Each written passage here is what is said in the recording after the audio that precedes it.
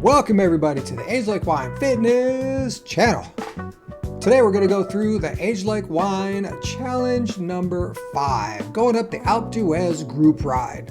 So this, I decided I'd do a group ride this time, just because I know the Alpe d'Huez, it's a long ride, and I didn't want to be too hard on people. We've been doing races, we're doing points race, elimination, all the other things. So this time I decided we would just do a nice casual group ride up the Alpe d'Huez. Although I'm going to show you something here in the settings. When I started to make my workout, I clicked this little box called full trainer field, not exactly understanding exactly what that was going to mean. We're going to go through the race and you're going to see exactly what that does. Currently I'm riding on my road bike. I have it's a 5342 up front, and I'm running an 1125 cassette in the back. So that limits my gearing to a 4225, trying to climb up the Alpe d'Huez. And there are spots of it that actually hit 20%. So you can maybe get a slight idea of what you think was going to happen here. So let's go ahead and start this race up. I will say I had a super fun time. Mentally, it was tough. There were definitely some spots where I thought about randomly quitting a couple of times. So I'm trying to figure out my settings here. I'm trying to change my virtual gears. It won't even let me change virtual gears. So those couple clicks of the screen there, I was trying to figure out going, uh-oh.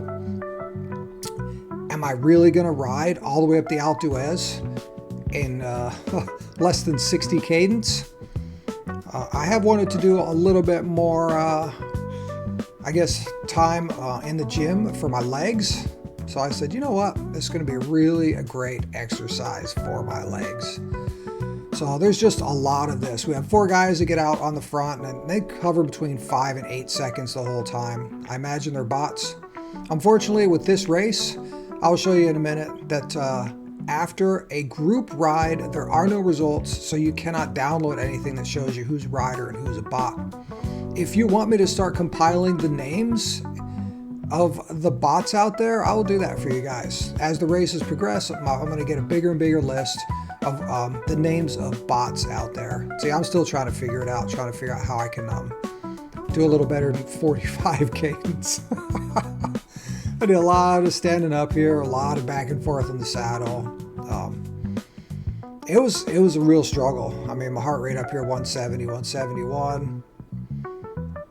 Heart rate actually at 175 for a minute, so that's pretty high for me. I usually try and cap it at about 170. And I did have my PlayStation controller going for this, and that didn't work either. There was nothing I could do to change my gears. I was absolutely just stuck in here. So after a while, I was like, okay, maybe if I turn off my PlayStation controller and then I go into the menu on the screen, maybe that's going to allow me to it. So what happens is my HUD disappears as soon as I turn my PlayStation controller off. So it took me about 5 minutes of messing around trying to figure out how to get my HUD display. I had to go back into like my home and back into settings and check the box for the HUD again. So that HUD likes turning off. So I'm just going to zip through here because it's really just the same thing. These guys are just right here within reach.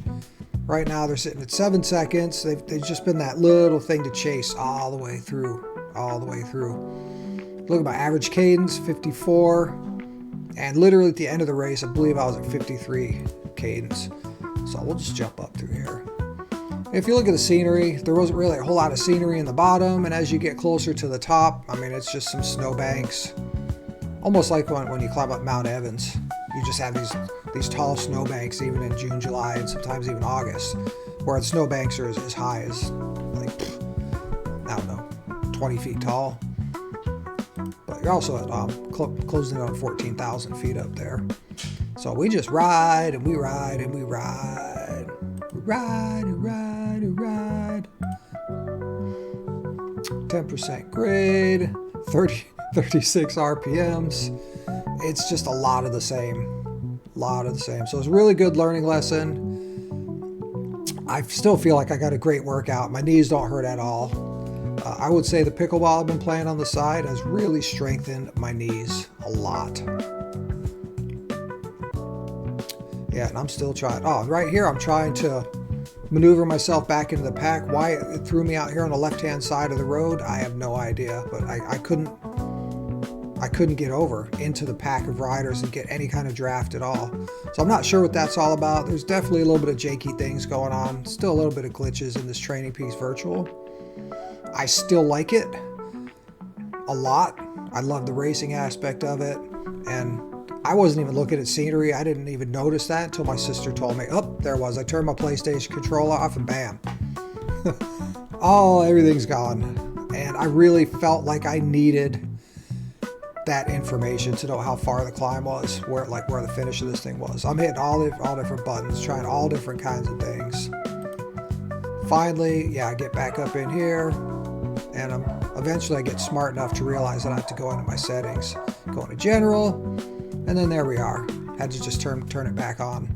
So that was fun during the ride. Now I got to catch up because I wasn't really paying attention to where I was or what was happening. So we got our HUD display back up. Now we're down to less than a kilometer.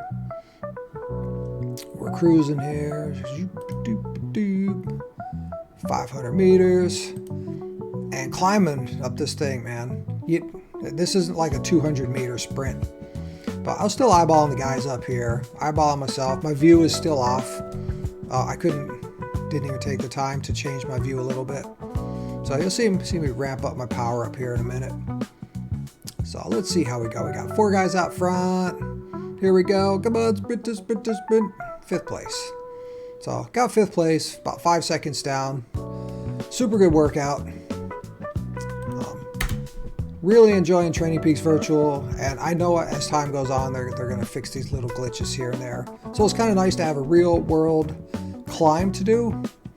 I've never done the Alpe in real life. I've watched it on TV quite a few times. I have no idea if this mirrors the real race, but yeah, maybe I'll go back and take a look at it. But if you want to come join us for Agelikewine Fitness Challenge number 6, that's going to be coming next weekend. And please comment down below what you guys might want to do. It's going to be more of a standard race in my head because I do like the results, and I love having all the technical aspects and the stuff to in the background to check out later on, see who's bots, see who are not bots. And yeah, it's just super cool to check out the analytics in the background. So thanks for watching. Don't forget to comment. Don't forget to subscribe. We'll see you all in the next one. Bye-bye.